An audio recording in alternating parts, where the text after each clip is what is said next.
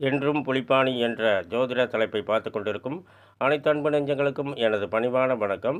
இன்றைய தினம் நிகழும் மங்களகரமான குரோதி வருடம் ஆவணி மாதம் 3ஆம் நாள் திங்கட்கிழமை. நல்ல நேரம் சுபவோரை காலை 6 மணி முதல் 7 மணி வரை, மதியம் 12 மணி முதல் 2 மணி வரை மற்றும் மாலை 6 மணி முதல் இரவு 9 மணி வரை. சூலம் கிழக்கு, பரிகாரம் தயிர்.